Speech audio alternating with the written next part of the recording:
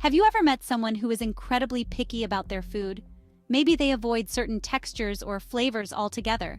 Perhaps they avoid entire food groups or have very specific ways their food needs to be prepared, down to the smallest detail.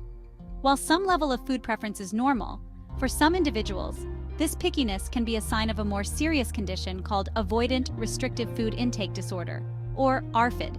This goes beyond mere fussiness. This essay will delve into the complexities of ARFID, shedding light on its symptoms, causes, and treatment options. We'll explore how it differs from other eating disorders. ARFID is a relatively new diagnosis in the world of eating disorders, but it's crucial to understand that it's not simply about picky eating. It's a condition that can lead to severe nutritional deficiencies. It's a serious condition that can significantly impact an individual's physical and mental health, leading to issues like weight loss, malnutrition, and anxiety. Throughout this essay, we'll explore the various facets of ARFID, hear real-life stories from individuals who have bravely battled this disorder, and offer guidance on seeking help and support. These personal accounts will provide deeper insight into the daily struggles faced by those with ARFID. Our goal is to provide a comprehensive understanding of ARFID, fostering empathy and awareness for those whose lives are touched by this often misunderstood condition. By the end, we hope to equip you with the knowledge to support and advocate for those affected. ARFID is characterized by an eating or feeding disturbance that goes beyond simple pickiness. Individuals with ARFID may avoid certain foods due to sensory sensitivities, such as texture, smell, or taste.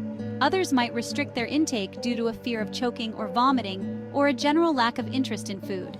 It's important to distinguish ARFID from other eating disorders like anorexia nervosa or bulimia nervosa. Unlike these disorders, ARFID is not driven by body image concerns or a desire to lose weight. Individuals with ARFID are not preoccupied with their weight or shape. Their avoidance or restriction of food stems from other underlying anxieties or sensory experiences. This distinction is crucial for proper diagnosis and treatment. While all eating disorders require specialized care, the therapeutic approaches for ARFID may differ from those used for other eating disorders. Understanding the root causes of food avoidance or restriction is paramount in developing an effective treatment plan. Identifying ARFID can be challenging as it often manifests differently in each individual. This makes it difficult for parents, caregivers, and even healthcare professionals to recognize the disorder early on. However, some common signs and symptoms can indicate the presence of this disorder. Recognizing these signs early can lead to more effective intervention and support. One of the most prominent signs is extreme pickiness, where individuals may limit their intake to a very narrow range of foods, often with specific textures or colors. This can make meal planning and preparation particularly challenging for families. This pickiness can lead to nutritional deficiencies and significant weight loss, especially in children and adolescents. Over time, these nutritional gaps can have serious health implications. Individuals with ARFID may also exhibit anxiety or distress around mealtimes, often avoiding social gatherings or situations where they are expected to eat. This avoidance can further isolate them from their peers and loved ones. Another telltale sign is a disconnect between an individual's food intake and their growth or development. This can be particularly concerning for parents monitoring their child's progress. For instance, a child with ARFID might not be gaining weight or growing at the expected rate for their age. This can lead to long-term developmental issues if not addressed promptly.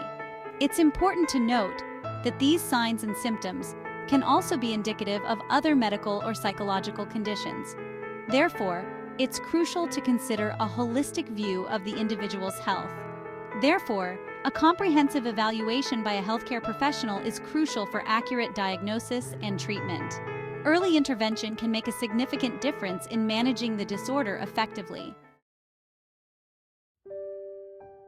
These personal accounts highlight the profound impact ARFID can have on an individual's life, affecting not only their physical health, but also their social interactions, emotional well-being, and overall quality of life.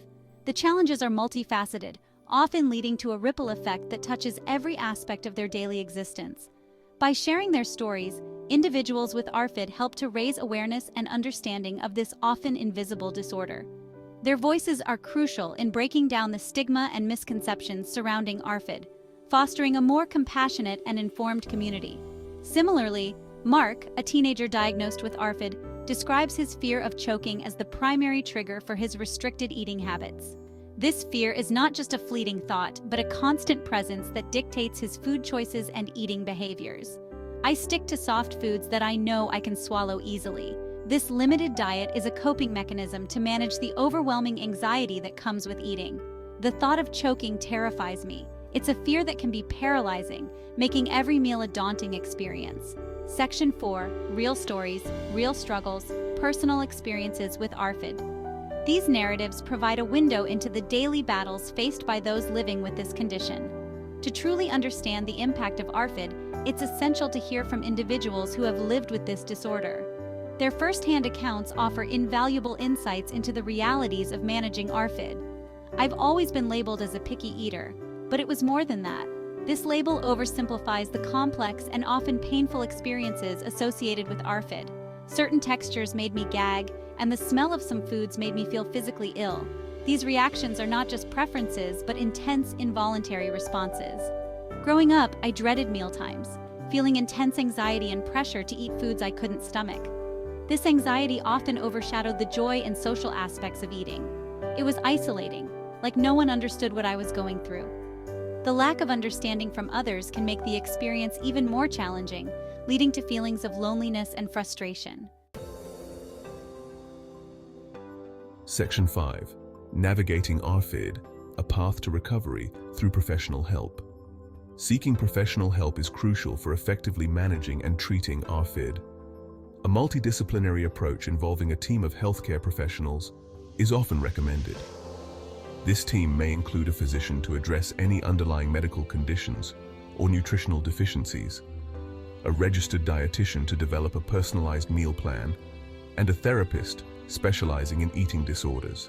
Therapy plays a vital role in addressing the psychological and emotional aspects of ARFID. Cognitive behavioral therapy, or CBT for instance, can help individuals identify and modify negative thought patterns and behaviors related to food and eating.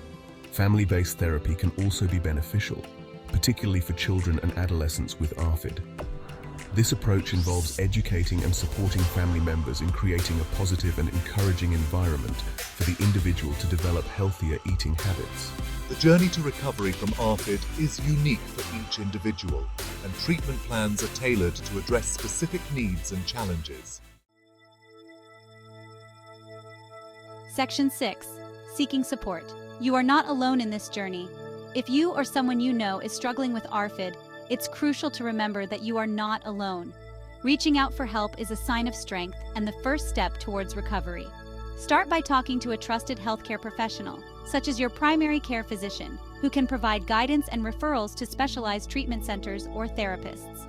Numerous online resources and support groups are also available, offering a platform for individuals with ARFID and their loved ones to connect, share their experiences, and access valuable information.